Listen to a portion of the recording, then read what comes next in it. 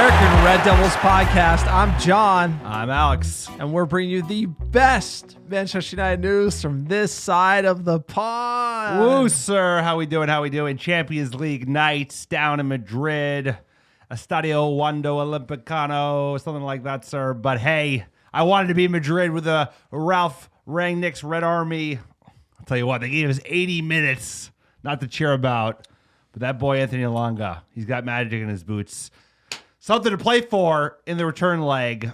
It was another tale of two halves. United first half as bad as it gets. Second half a little bit better. And it was really the subs that changed the game. Ralph got the subs right again. But how are we feeling? I said 0-0 would be a win. 1-1 without away goals. I mean, it is a win. Scoring that away goal for a long, if there were away goals, would have been huge. Coming back home, Atletico would have to attack us. I mean, that away goals rule really impacting United given that performance. But look, if you're looking at the football, the eyes don't lie. Tough watch. Absolutely. This team, like Roy Keane famously said, watching this club, not good for your health. Yelling at the screen. I'm pumped up. Music playing, Champions League theme. Unbelievable. That roster, you go down the line, Bruno, CR7, Sancho, hitters, Paul Pogba. These are the nights that those players are supposed to step up. You think they could do it on a night under the lights with that music, and boy, we came out looking rugged and couldn't get it together. Atletico imposed their will on us a little bit, hit the post twice, but we get away with it again. And I don't care, because when you got a substitute teacher, an interim coach, we're playing an interim ball. We used to play Ole ball, now we're calling it interim ball with Lindelof at right back. I'll take the results. This isn't the new manager. This isn't the grand plan yet. It's about results for Manchester United, and you can't complain 1-1. We played like absolute shit, and we got a draw. So let's beat them at home. Let's go to the next round and try to figure it out. Try to play ourselves into some form. But, man, it didn't pass the eye test at all. No, it didn't. But like you said, the result is a solid result for us. It would have been even better if the away goal rule still worked. It would have been actually a great result for us. But that being said, the way goal rule can cut against you. We're likely to concede when they do come to our house regardless. But there's plenty to play for. I think what Ralph did was he picked the lineup that looked the best on paper, and some of those big-name players just did not show up today, i.e., Maguire, Marcus Rashford, Paul Pogba were just awful today. Especially, Maguire, they just came out so lacking confidence, so lacking physicality that we allowed Atletico to dictate the game very early, and we just looked like a bunch. Like you said, they had never got off the bus. We just looked like we were afraid. And like players playing afraid, it's certainly not the Manchester United way. You're in knockout Champions League football.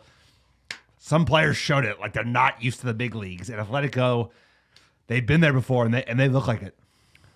Totally agree, but if this is the worst, I mean, you can't play a worse match. You can't. We've been struggling against Southampton, Burnley of the world. You go to Atletico away, you play arguably the worst football I've seen like in a long time, and you get a 1-1 draw. It's only up from here. And if you think about this team, we're all over the board. Scrambled eggs, interim manager, locker room drama probably is going on. Players, if we are able to get a result against Atletico and go one step further in Champions League, maybe that's what this crew needs. It's all been leaks and rough games against lower table opposition. Hopefully this can build some confidence for us. We got some big games. Tottenham lost. That's huge for us. Everything's in the balance. We haven't had form, so eventually the blind squirrel is going to find the acorn. Eventually Ronaldo will start scoring again. Eventually this team will start clicking. They have to before the end of the season. Otherwise, this is going to be a rough watch. We have some kind of anti-karma on this pod, sir. As soon as you mention content, they've lost 4 or 5, including Burnley. I say stuff like that. We jinx players. Today, sir, I mean, like, you got to give credit to Ralph. I think he put in an 11 that seemed strong. He was disappointed after the fact. He made changes. Some of those probably could have been made earlier, but they had an impact again. It changed the game.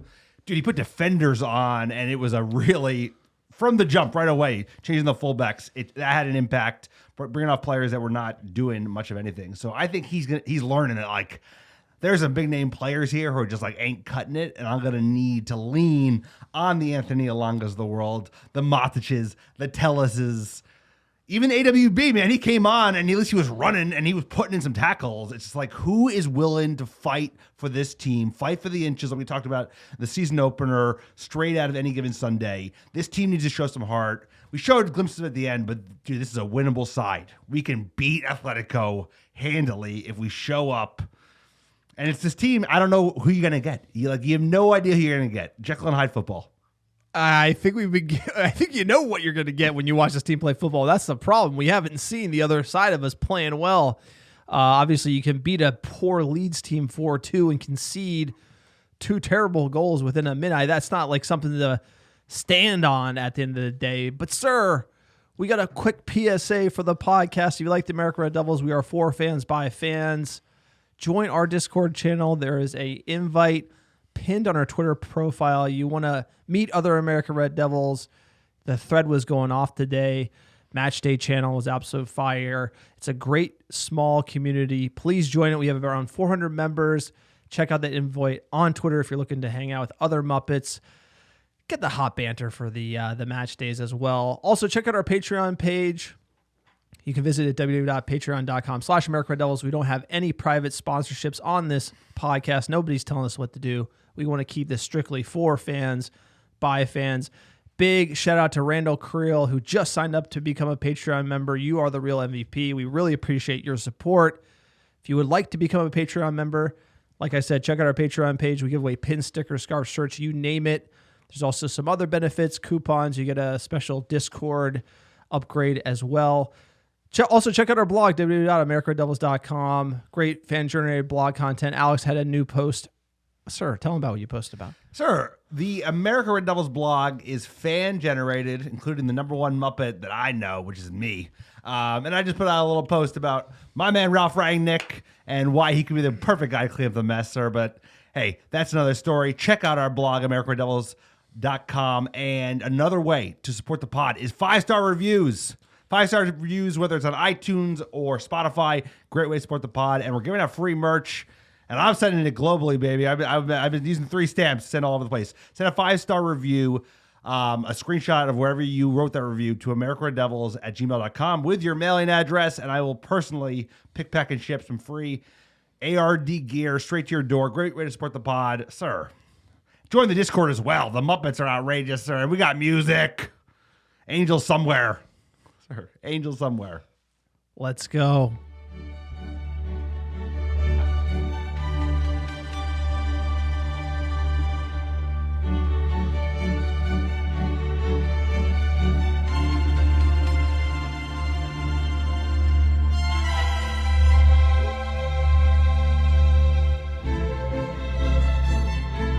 This music makes me want to head the ball out for a corner in the first 4 minutes of the game.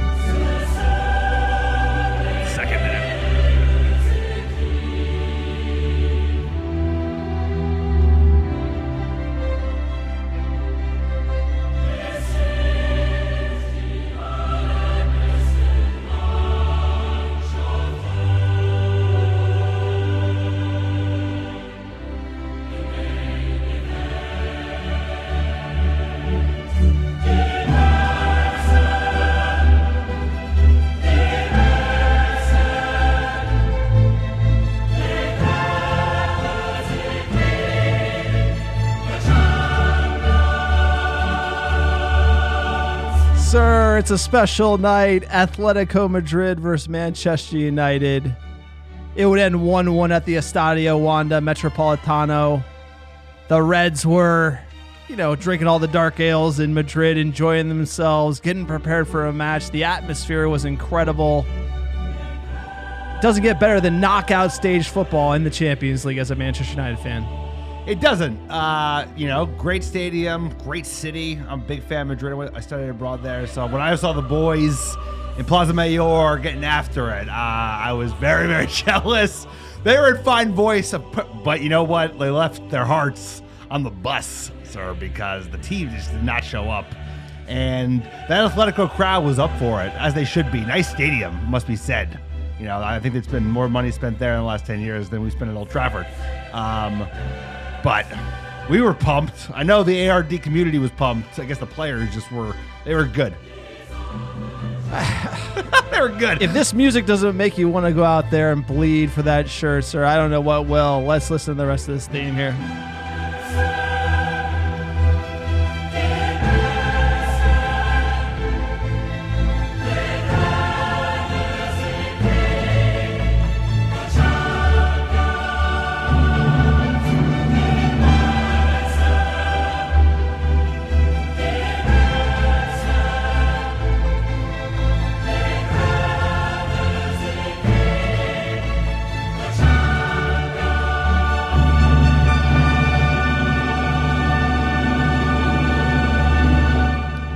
Those angelic voices, sir, unbelievable. The Champions League theme. How are you feeling after seeing that lineup in Madrid?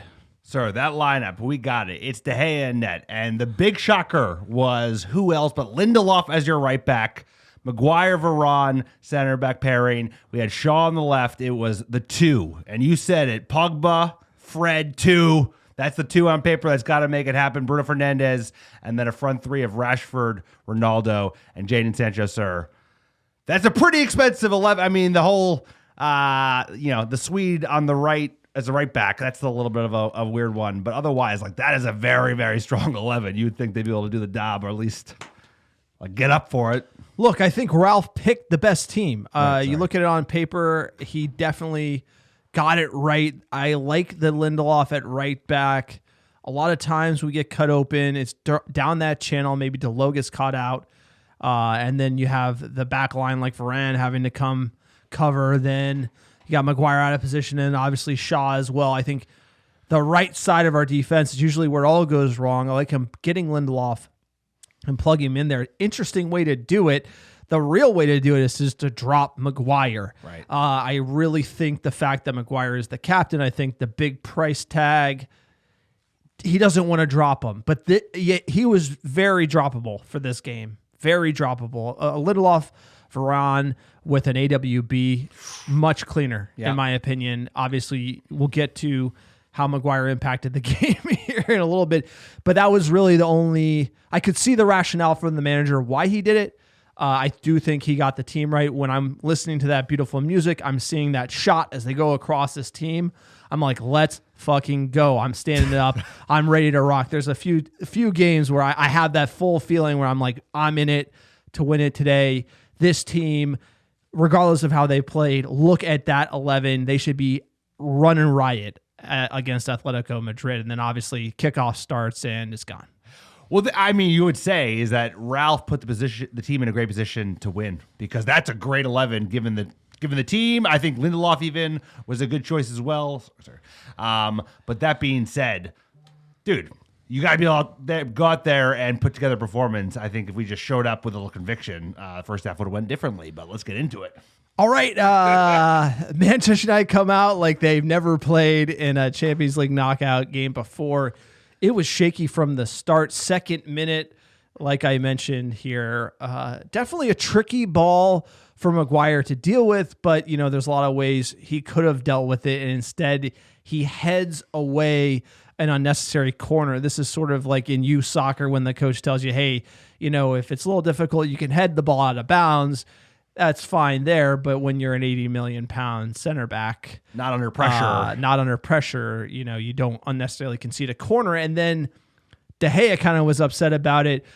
You could kind of tell, if that's the tone we're going to set, things started to go our way. Then after this corner, Bruno turned the ball over. A great opportunity. Lindelof with a great tackle as well. It all kind of snowballed after the second minute. We never got started. We never got off the bus. And before you knew it, João Felix would he would make Harry Maguire look bad. Towards the head of Jimenez, it's won by Lindelof.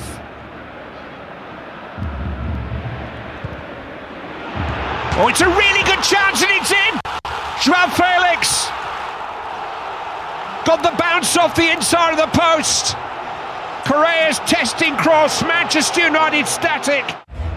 Had problems with the recycling of the ball from the first set piece, Manchester United, and this one again. Crowd just getting the yard of room, and then from there it was all about the quality of the ball in.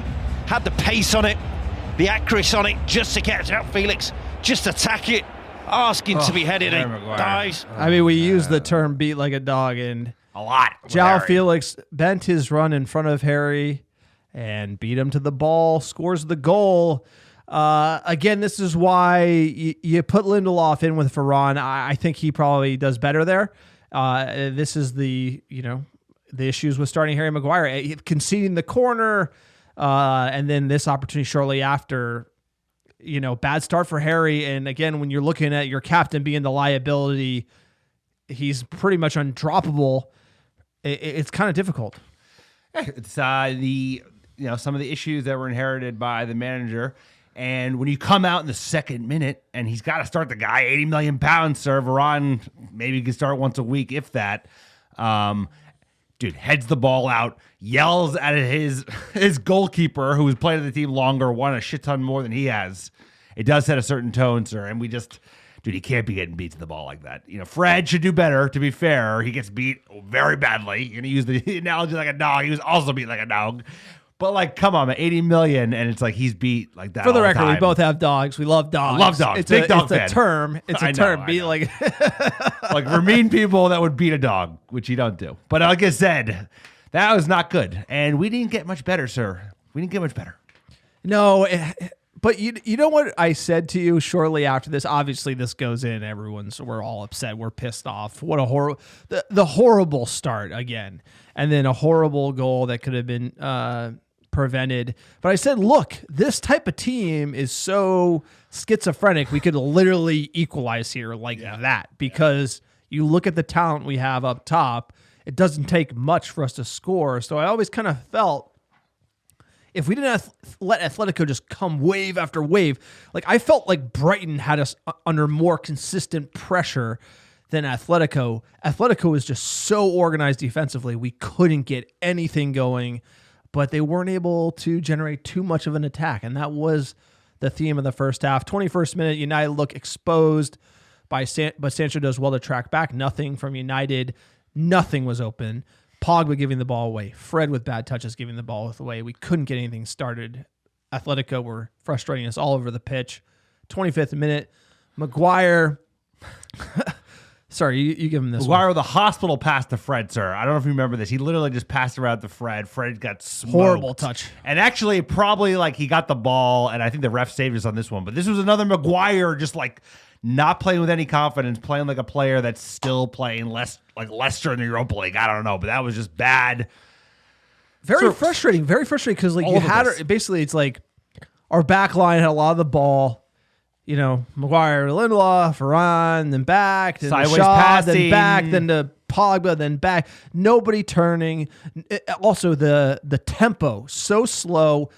No one could get it. Even Pogba on the ball was slow. Bruno on the ball was slow. No one could get anything going. The players need too many touches. They need too much space. Atletico playing at a different pace, a different tempo, where they were on it, ready to go out of the gate. Obviously playing at home, but this is more of the same from United we've seen. You're going to struggle against the Burnleys with that type of football. You're going to struggle against Atletico. And that's what we saw. 30th minute, De Gea comes out very well after Varane gets robbed. 45th minute, Atletico hit the crossbar. This one was kind of a scrambled eggs, deflection, then they get the cross. But again, not a good look. When you're down one, we didn't generate anything. They hit the bar. But we went into half 1-0. I kind of felt, hey, we can hold 1-0. That should be the mentality. Obviously fans, the Muppets are like, attack, attack, attack. You got to realize it. You got to shut it down. You have to not concede, and you have to maybe get a miracle goal here. Yeah, you go in and you're getting into halftime, only one down is a victory, because we were terrible in the first half. But they didn't have a lot of chances. No, they didn't. They didn't create a lot. They just sat back. They basically just sat back and let us give the ball away, which we did. Because nobody would push forward. The defenders never pushed forward into space. No one played with any fucking aggression. No, it was very poor. It was very back. It was very passive, and then we just allowed it to play into Atletico's hands. So you'd go and be like, hey, that was fucking shit. So do better because you can't do worse. You can't do worse than that happens. That's a hell of a team talk. From Alex. I mean, I'm sure Ralph wasn't talking like quietly because I'd be pissed. United come out, don't look much better in the second half, but Madrid letting us have the ball. But again, there's nothing going on. 54th minute, Pogba finds Bruno with a great ball into the box. But Bruno let him down. Bruno giving the ball away a lot. Pogba giving the ball away a lot. So we've seen this movie before. The Fred, Pogba midfield. It's a lot of money for that midfield. And boy, it looked poor today. 56th minute, great tackle from Lindelof. By far United's best defender. Man of the match against Leeds. Looking really good here. Obviously had the yellow, which is why I think he got the hook in the 67th triple sub from Ralph. Now, I do think Ralph got this right. Matic, tell us Wan-Bissaka for Pogba, Shaw, Lindelof. Obviously, you have Wan-Bissaka right back, Tellus left back, and then Mata is going to play CDM. And boy, Matic is going to play CDM. But boy, did Matic look good when he came on. He's got a solid 20 minutes in him. It's almost like we need a younger player who can do this.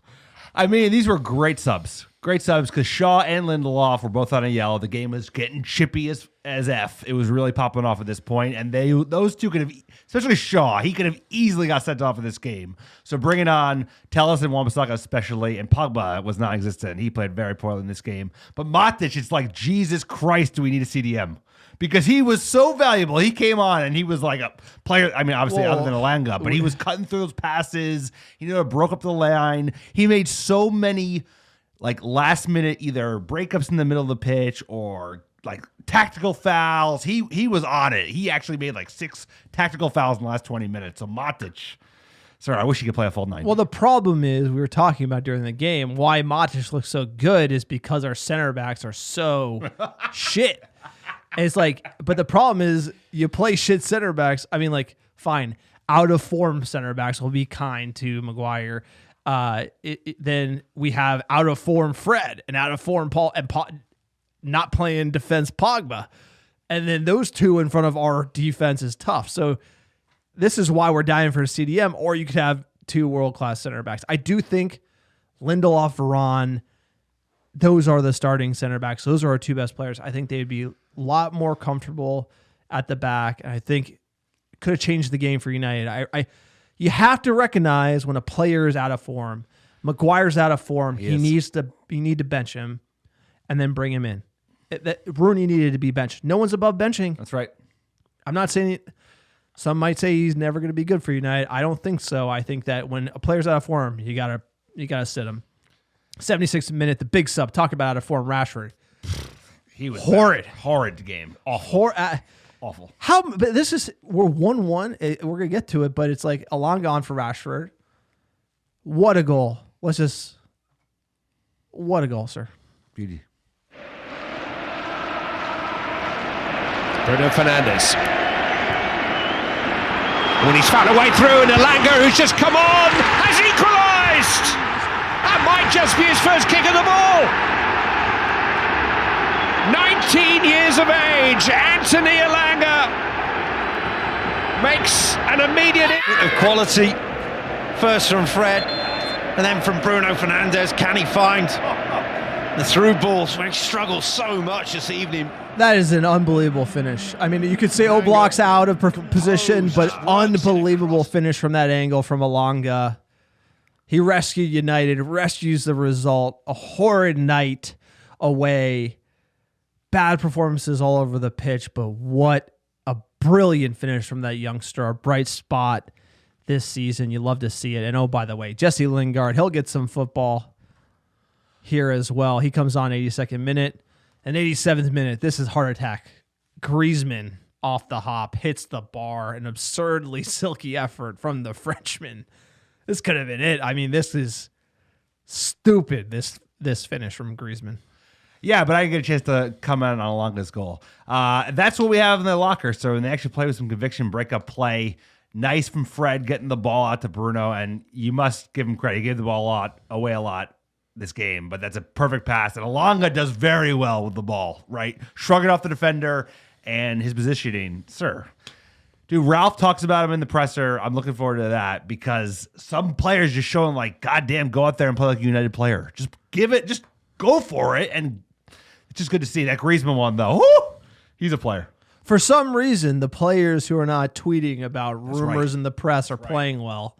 And the ones who might be the leak-in locker room drama crew are absolutely drowning, a la Rashford and Maguire. That's complete speculation, but it does look to be happening.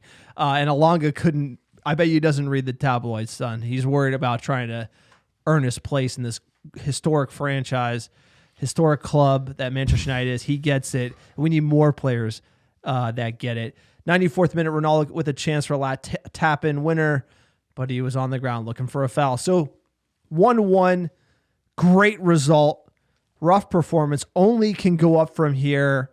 Hopefully this gives us some confidence. We just need a better start, and I think Elonga's going to start in the second leg.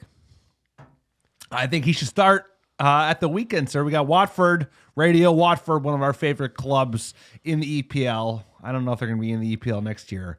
But like you said, it's a good result for a shit performance. We played well for like the last 15, 20 minutes when the subs were made. They did have an impact. I thought Ralph nailed that. And I think what you're seeing, sir, is that it's going to be really, really difficult because Ralph, if he wants to keep getting results and if we want to make a push for the Champions League and if we want to actually cement top four and not have to worry about the fuckers below us, dude, he's going to have to start benching big name English talent. He's going to have to start benching Harry Maguire and Rashford, like you said, for a Lindelof or even a Jones or an Alonga or a Lingard because, like, dude, I'm not saying Lingard is the guy to play for him, but he's going to need Alongas and say a Hannibal or whoever that's going to go out there and actually want to look to impress and not just think, well, I have a big number. I'm a big guy. I'm a big deal. It's like we need those players that are looking to make an impact because they haven't, in their mind, made it yet. And we need the hunger. Yep, it's a balance between what looks like the big names on paper and who's going to actually go out there and play for the badge. It's a delicate balance at Manchester United. I think it's because of the locker room dynamics and everything in between. Look at the stat sheet. Atletico 13 shots to United 7 shots on target. Atletico with 1. They did hit the bar twice versus United's shots on target, which were 2. They had 36% of the ball. We had 64%. But, that doesn't tell you the full story. United not really looking like the team that does not know how to play football at the Champions League level. Atletico looking like they know what to do. But they are out of form. Bruno Fernandez is the first player in the Champions League history to assist in 6 consecutive appearances while playing for an English club, breaking the record held by David Beckham for Manchester United since 1998. And Anthony Alonga's goal was Manchester United's 500th in the European Cup / UEFA Champions League, a tally bettered only by Real Madrid, who scored 1,001, Bayern Munich 760, and Barcelona 624. Manchester United, we're up there, but could always do better as far as Champions League goes. We'll see if we're back next year. And Manchester United's lowest single game XG mark across all competitions this season ended with an away result fitting after the Champions League group stages with 7 points from losing positions. So this team, I don't know if we can do it against other teams that we would face in the subsequent rounds, but this team has it. I just think it's about getting it right for 90 minutes. And, will we see that this season? Probably not. If we do, what kind of football will we start seeing? Probably some pretty decent football. They just got to show up. So Watford's going to be a big game, so a very winnable opponent. They are just scrambling for any kind of result, and it should be a game where we are just picking up 3 points. There's a lot of games we said that. Yeah, I know. But what do we know? Let's check in with the manager, Ralph Rangnick. Ralph, you've rescued that. That gives you a big boost for a return. How did you rescue that? Well, I don't know if I rescued it, but after the performance in the first half, it could only get any better. It could only get better because what we played in the first half, I still cannot believe what we did.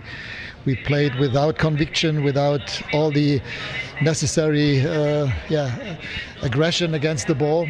And that's why we were really struggling in the first half. Second half we did better. We had more possession in areas that mattered. And I think, yes, with another 10 minutes to play, had we played another 10 minutes, we might have even won the game. But again, we just have to play better than in the first half. I was very disappointed with our performance in the first half. Is there a root cause? You didn't get through the lines, you didn't get behind them for the first half and some of the second half. What was well, as I said, we both against the ball and with the ball. We were far too apprehensive with the ball. Didn't take any risks when we were in possession of the ball. We just played the ball in our own half without any deep runs, without any verticality. And again, then it's difficult against a team like Atletico, conceding an early goal. I mean, that was difficult to prevent, I must say. A brilliant cross and sprint to the near post, difficult to defend. But again, we have to be more aggressive. We have to be more, play with more conviction on the ball, and we need to do what we did in the last couple of weeks, even more so against a team like Atletico. We need more deep runs, and the way that we scored the goal was exactly that. A deep run from Anthony Elanga, fantastic pass. We won the ball in the center of the pitch, and this is how we have to play against them. He's tremendous. I mean, you absolutely see the frustration. Ralph's red face. He looks like he's been yelling, frustrated. I wish I could hear what he had to say, not in the locker room, but sort of in his office after the match to, the Ted Lasso. Sir, the problem is he'd be like, what is up with these players? He goes on right here and he's complimenting Elanga as a role model. A role model because he's going out there and actually playing hard and just playing like he's enjoying himself. And I think that's the problem is these players are just thinking about the gram, bro. They're thinking about the Twitter. They're thinking about their agents. They're thinking about the messaging. It's just go fucking play football, put a tackle in. And Anthony Elanga is out there playing and having fun. And he's playing like a Manchester United player, dude. And that's just good to see. And I think Ralph recognizes it because he knows some of these players are just not good enough. And you listen to this man and he's just refreshing because it's he's the antidote this club needs. Just he might be too honest for the people in charge. All right, I'm going to try to get the Elanga quote here up. 1 second here. Yes, I mean he's playing as if for him a dream comes true. This is just joy and fun to watch him play, and I wish a few other players would take him as an example or almost role model, I would say, not because he's doing everything right, but he's just enjoying himself on the pitch, and that's what it's all about. We know that football is an important sport, ball game, and even more so for our supporters or for the media, but it's still a ball game, and you have to enjoy yourself on the pitch, and this is what I would wish us to do in the future, also when we play them again in a couple of weeks. Yeah, I understand. Yeah, I mean, he says a few other players I wish would just who's talking about, bro? Play football and enjoy it versus whatever we had going on. We had Bruno waving his arms and yelling after a bad giveaway as well, or in the 3rd minute. More of that as well. This team, you can see it on Rangnick's face. Trying to manage this crew, this cast of characters is not easy. And, credit to him because, like you say, he did get a lot right. And obviously, getting results. Was it 1 loss under Ralph Rangnick to Wolves? We're in the best run in the Premier League.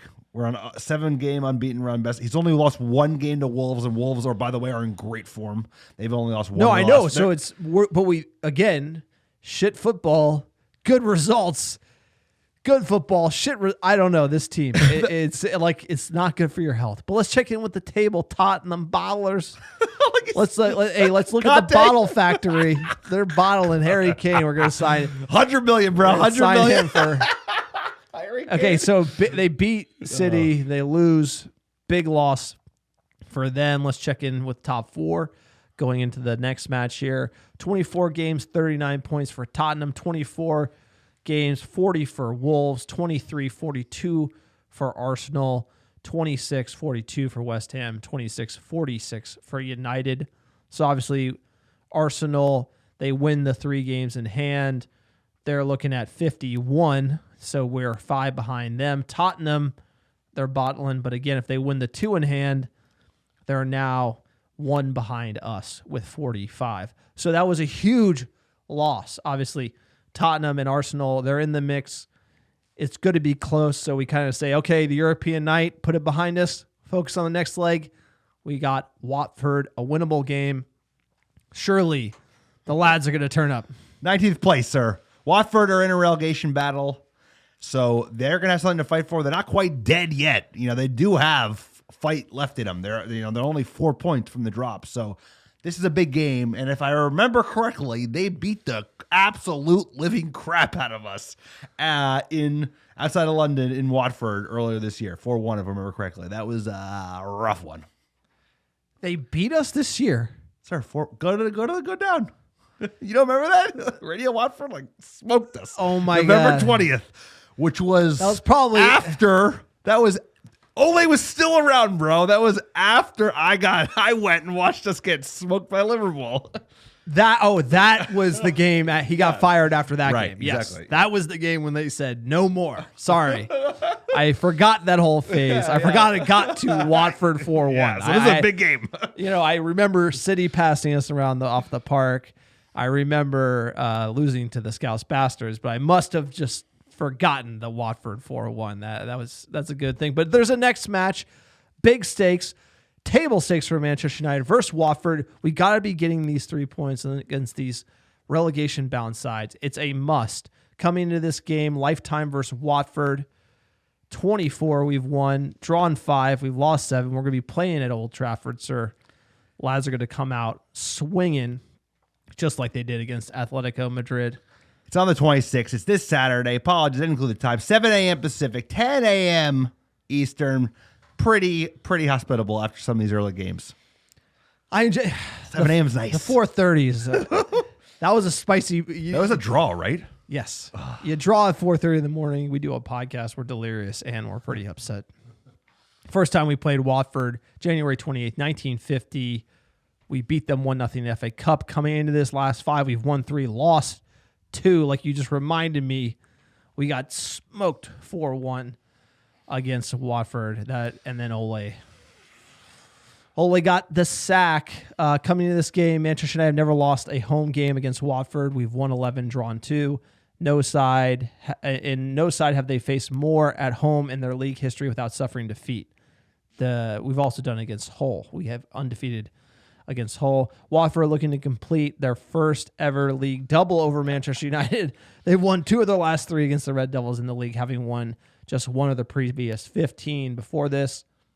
And Claudio Ranieri was the manager for Watford for their 4-1 win earlier this season over Manchester United, while Roy Hodgson will take charge of this game.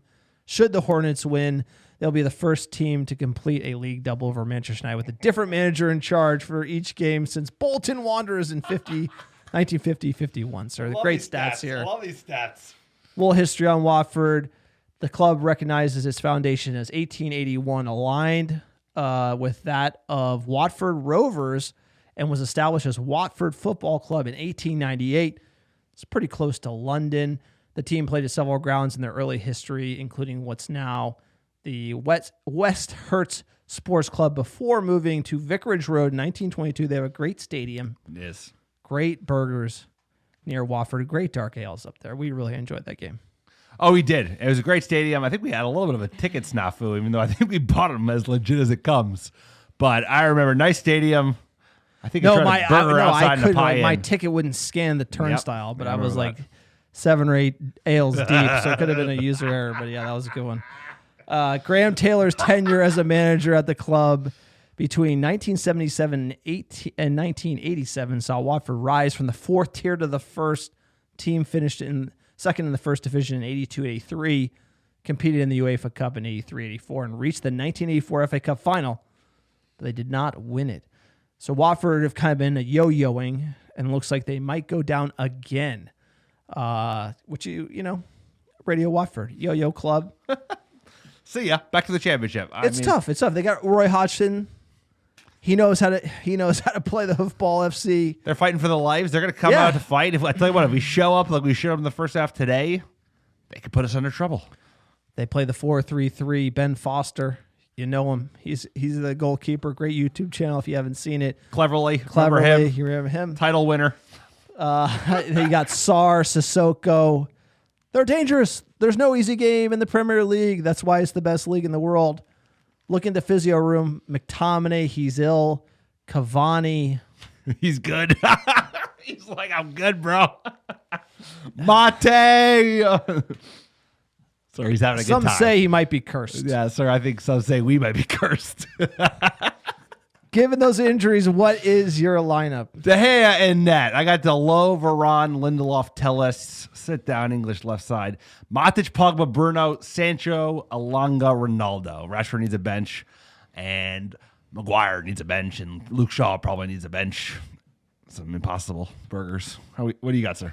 I'm going to say Dave saves role number one in net. I'm going to say Wan-Bissaka, Varane, Lindelof, Telles. I liked Wan-Bissaka and Telles coming in that game. So did I. You got to rotate. Things get stale. You have to rotate. Like Shaw is good, but he's not that good to play every single game over Telles. Rotation. McTominay, Fred, Bruno, Sancho, Elanga, and Ronaldo. Pogba's got to get the drop. He plays that bad. And that is just... He was bad. That's something that you got to talk about. How we can't carry that many bad performances. And here's the thing about Paul Pogba. You want a new deal, dude. It's like you're playing the knockout stages. You can't show up. Like that was in a 2. That was horrific. Like Fred was bad, but so was Pogba. He Fred's lost the ball. just He lost the ball like 4 or 5 times. Fred is not wanting $500,000 a week. That's right. You know what I'm saying? It's like Paul Pogba. Who's going to buy that player? Who is going to watch that game and say you want that player to play? No, he could be a good player in France or in Spain, but he ain't worth no $500,000 a week, and we're probably the only idiots that are going to give him that, so we don't lose the £89 million investment. So like when you're a say you're a kid and you're good at a sport, you put together a tape, and mixtape. You put together a tape and you go show people I'm really good. Where's Pogba? I mean, besides the first couple of games, I think. Where is it? What's his tape from this season? He's got to earn the new contract. He's got to earn is that worth? You're talking the money that he wants with his agent. We're not talking. Pogba and Real are like he's one of the top 3 players in the world. You know, he's saying like he's. Who said that? No, but he values himself that highly. Riola, like the money he is going to ask for is like astronomical. And where's the performances? He's going to ask for money that he's only able to get in like the Middle East or China, and even China they clamped down on that. Like nobody. That's what I'm saying. He's an appreciated asset. Like nobody's buying injury prone Paul Pogba at 29 years old when his best days are behind him. Like it's just simple as that. So that's not really our problem unless we re-sign him, which we might, but we shouldn't. But we might. But there's a certain level of talent. Like you saw the João Felix. 130 million. Dude, even Bruno, he played like shit, but he made that big pass when we needed it. And but it's the consistency, right? You see, like, for me, Paul Pogba, that's the game. If Paul Pogba like jogs against Burnley and then bosses it in the Champions League, that is A-okay with me, and we probably need to re-sign him. Right. But it's just, to me, he jogged against Atletico, bro. In the 2. And it's like him and Fred, we're good. Middle of the park. It's just, what do you do with that? It's very difficult. As you want him to do well. Like I expect that to get that type of game to get the best out of Paul P. Unfortunately, it's not the case. You got to drop him after that. Booking the bookies. Manchester United the favorites -320. The draw +450, and then Watford to win +850. Ronaldo odds on for the first goal scorer. Then Cavani. Then Bruno. What do you got? What's your score prediction?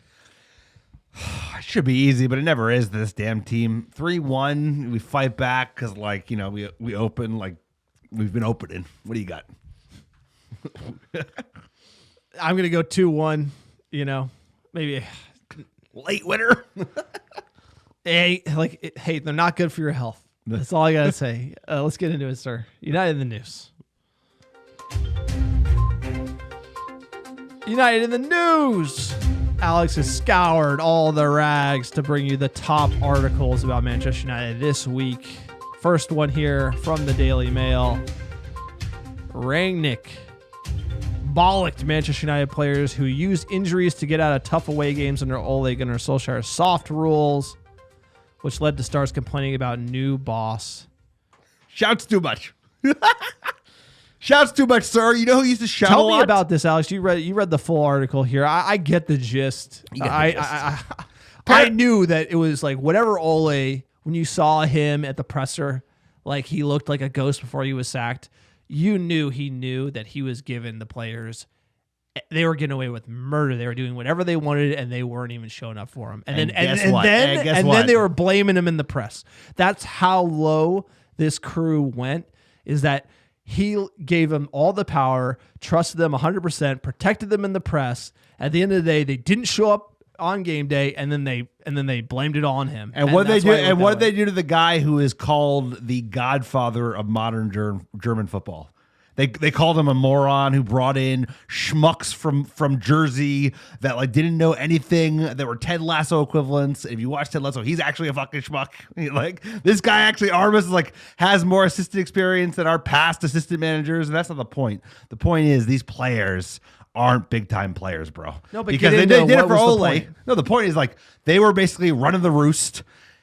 Rangnick shows up and he was taken aback by the chaos at the club. Like that, they were basically picking and choosing the games they went to, and he yells too much. And you know who else yelled too much? Sir Alex Ferguson, because this is a hard game. This is a hard game, and you know what? It takes hard men to do well in this game. And it's like we have a bunch of soft baby bitches players that are mainly making up this side at the moment, and that's why all the noise and all the leaks have happened, and they're still kind of happening, even though performances have gotten better. Like results, maybe the performances don't look better. But this is just the mismanagement, and the thing we'll talk about next, the other piece of news, is just like the rot. This is 20 years of decay now. This is 2 decades of it, sir. You're right from a roster perspective, but from the Mourinho probably picking his battles with players and then getting sacked, and then those players getting a player-friendly manager, and then sort of the Ole, hey, we'll let the players kind of do what like. It's more of a philosophy perspective, right? So Mourinho's probably really hard on players, rightfully or wrongfully, right? Conte probably, you can argue if that works. Simeone, right? There's a certain type of manager you'll put in the category of like old school, emotional, hard on players, like grinds players out, and then there's the everything's fine, Ole Gunnar Solskjaer, let the players do whatever they want because that's the new. Like players are just softer now, and you got to put your arm around them, and so I think this was taken to such extremes.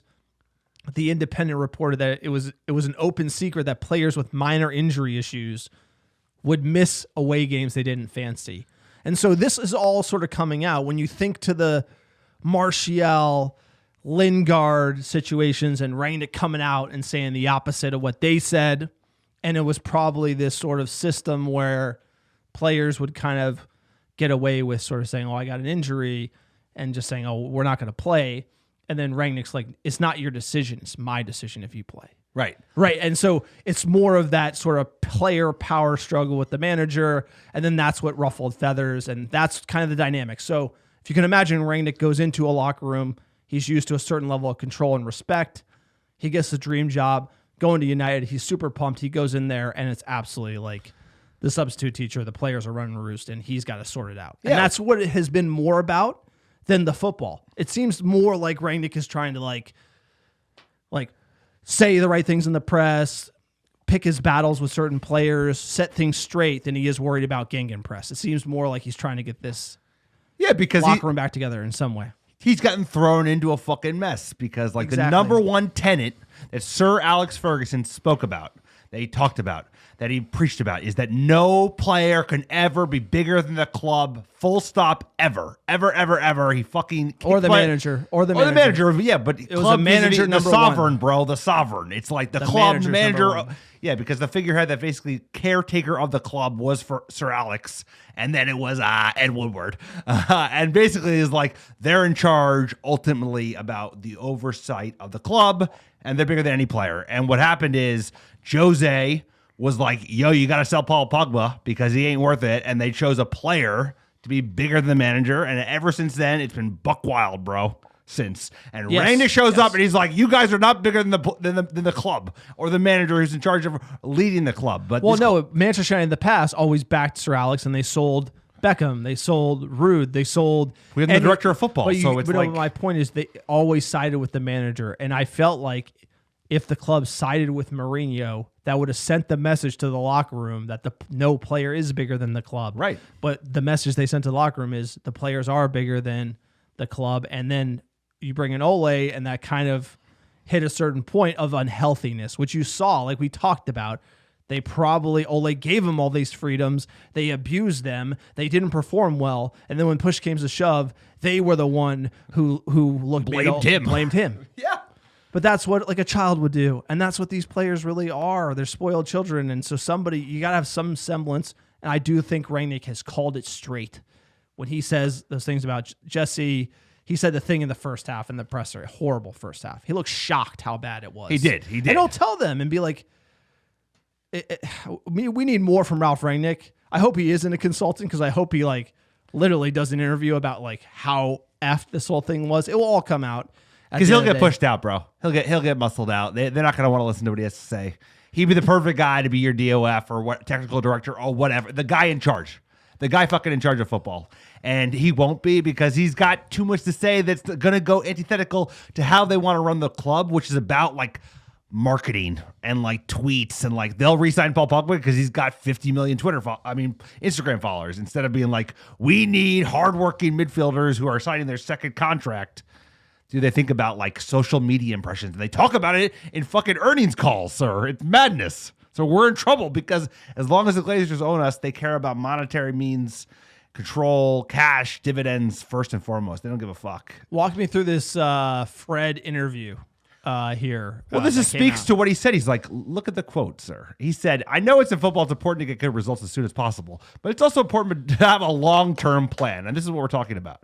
I think it's a little bit bad for us not to have one. At the moment, it's all about short-term goals. We don't know how it's going to be after the end of the season. And he's talking about the interim nature of Ralph Rangnick's appointment. And this is what you're talking about, sir. You've mentioned this.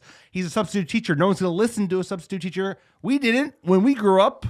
Poor substitute teachers, poor them, unfortunately, because it's like they don't have any real control. And that's what Ralph's in. It's like, what the fuck's going on? What's the plan of the season? The players want to know.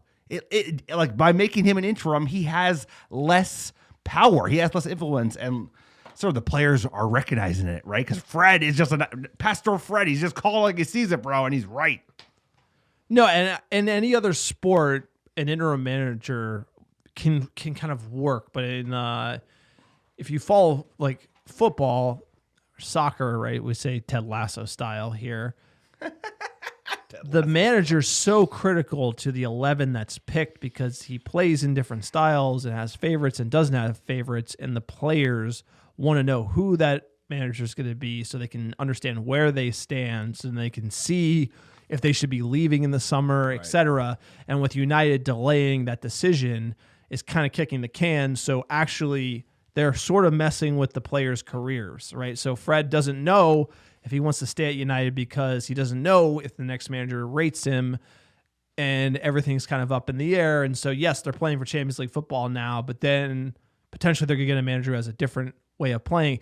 It's a lot for players to have this sort of uncertainty, and they need to have certainty, right? There's a lot of big name players on big contracts, and if Pochettino's the man, Manchester United could pay the money and get him in tomorrow, and Rangnick could be an advisor, and they can start figuring all this stuff out because it should be figured out now. The idea that you're gonna have an interim manager for 6 months, maybe a month, when you we had gigs on the touchline for like 6 games at the end of the season when it doesn't matter, that's fine. But when you have 6 months and things to play for, it is a little bit weird. I don't think Manchester United made the right decision, and Fred should probably keep his mouth shut, but this is what you get in 2022. I mean, I don't think Fred was trying to throw shade. I just think you just don't need distractions. No, but there's distractions everywhere, bro. There's distractions everywhere. I mean, but just shut up, dude. There's enough of this. The distraction is that like there's an interim manager and there shouldn't be an interim manager. I don't care what Fred thinks about it, and he should be thinking about playing. We need news, and we just talked on Sunday. But this came out like they tried to English press tries to run big headlines. Players should just shut up. Start focusing on winning. That's all we want. Just stop. Fan questions. We do care about what fans have to think. We are the Muppets here at the American Red Devils. This is what is most important to us. At Jared United, quote, "Sirs, 1-1 on that performance. I believe we just out-shithoused Atletico Madrid." And we would have truly out-shithoused them if fucking Ronaldo got that winner in the 94th minute. Because if he was on his game, he scores that tap in. But, dude, we have everything left to play for. Like, we have the tools to beat this Atletico team. And today was they're missing some big players.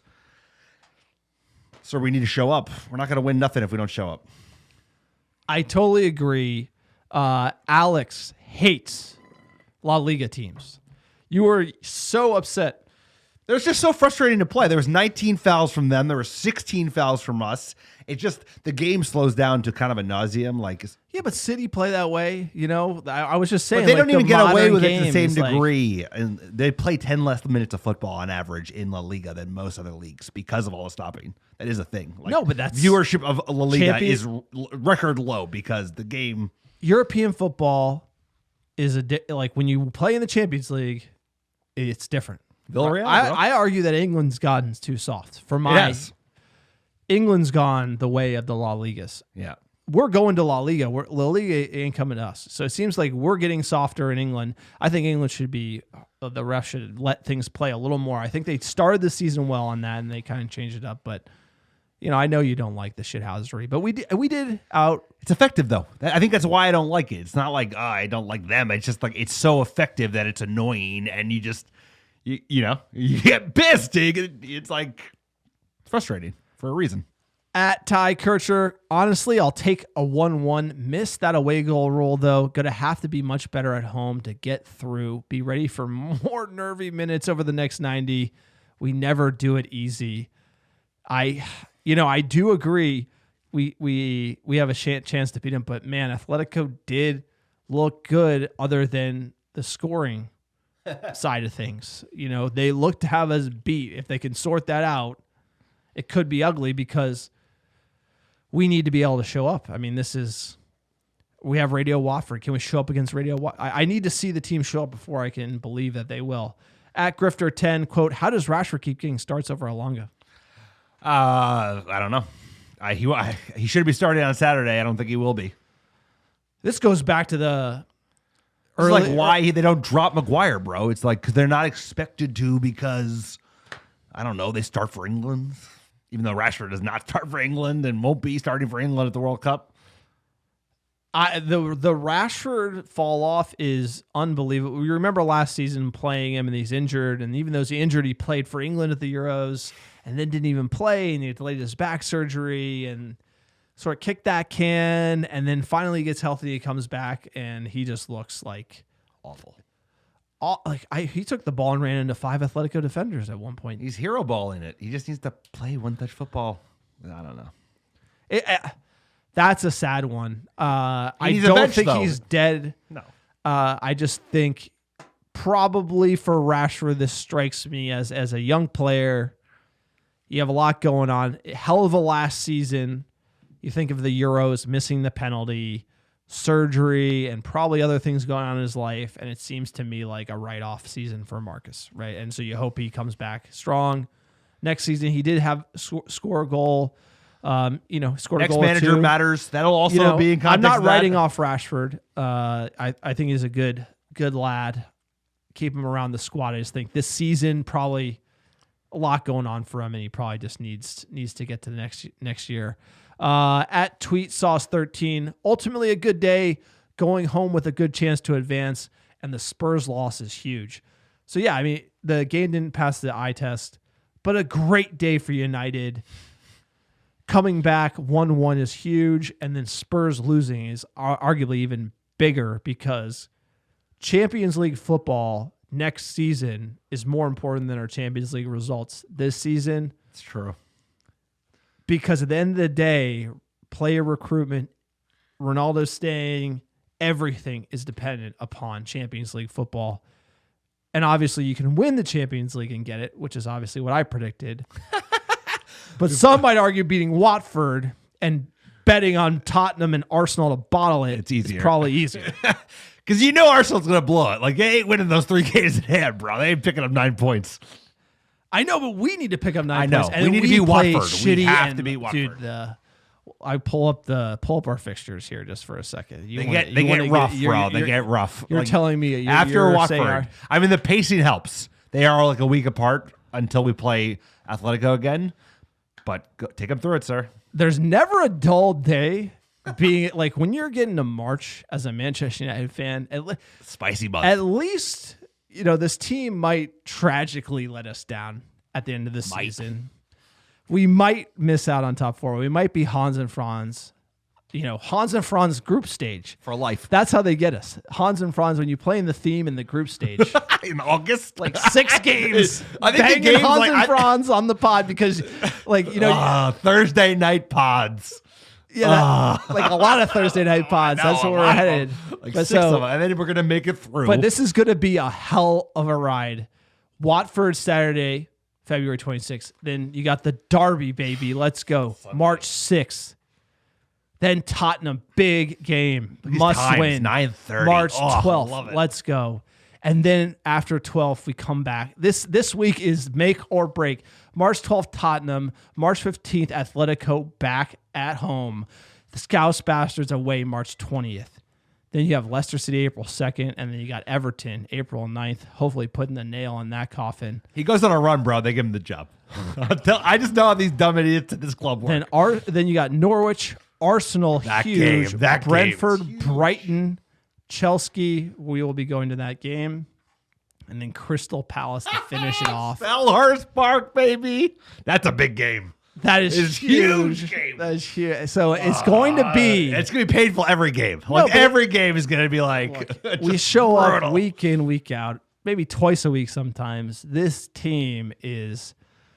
It's been a crazy... This season, I can't remember a season like this, but the fact that we're staring down these fixtures, the fact we're still in it, in the Champions League. It's going to be a hell of a race for top 4.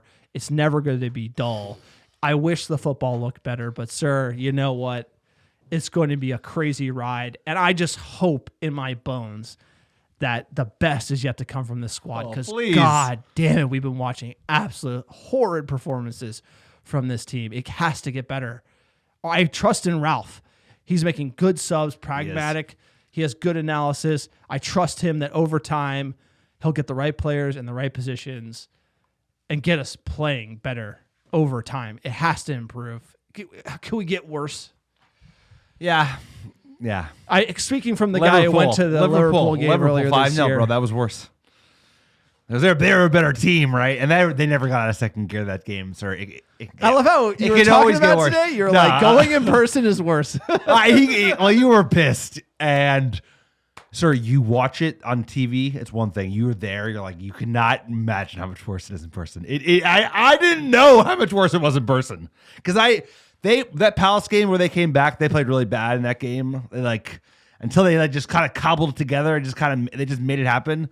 Dude, I've never seen any team play that bad in person. It was like this though, because it was like, but Liverpool just like put us to the fucking sword. We came out like afraid, bro, like with nothing. It was the same thing as today. That's anti-Manchester United, and I think that's where all the fans get frustrated. And even hearing Rangnick, I mean, like, what a manager! And this is where it comes out. Over time, our respect for Ralph is going to increase because when he says that he wished other players could play with the freedom and joy that Elanga played with. Like, he just met the moment. And for him, it meant so much to play Champions League football to Manchester United. Like, why can't Harry Maguire feel that way? Like, why not? And that he's just trying to say it. Like, there it is. That's the HD crystal clear picture in front of you. Like, Elanga is playing out of his mind because he's more of a player than a lot of other guys making a ton of money on the team. I mean, you see it because we're watching the video. You read in his face. It's like him talking about the first half and then him talking about Anthony Elanga. He like lights up. He's like, thank God somebody wants to show up. Dude, because it's like you could tell the frustration. He looks like a beaten man. And he's just like, that's the bright spot. Is like players that are just going out there and playing. Dude, like Manchester United players are supposed to play. Just like go out there and have fun and work hard and play hard. Don't like walk around. You don't play scared. Don't hang your head. Go out there and put in a tackle.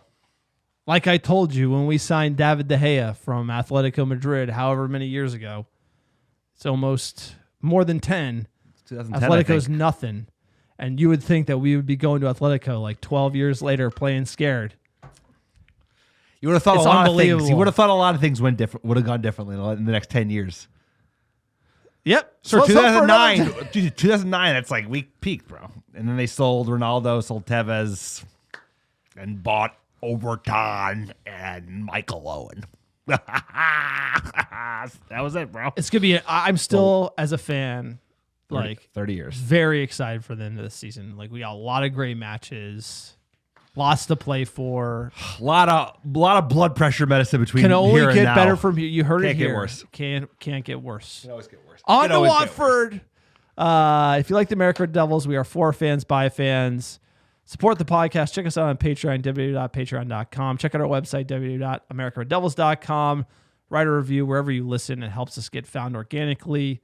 Like we said, no ads, just two Muppets talking in the bunker. Also, join our Discord channel. It is on Twitter. There's an invite pinned. If you don't know what Discord is, it's an amazing application.